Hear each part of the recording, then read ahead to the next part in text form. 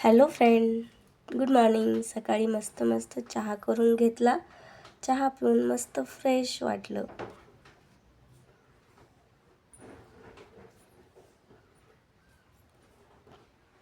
थंडी आणि चहा मस्त कॉम्बिनेशन आहे.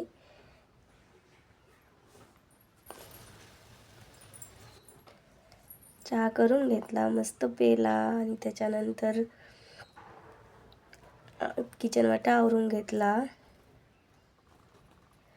हे आमची चिवताई झोपली आहे.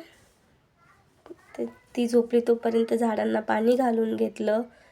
थोडं थोडं पाणी घालून घेतलं की लगेच याच्यात नारळाचं झाड आहे, छोटंसं आत्ताच लावलं आहे.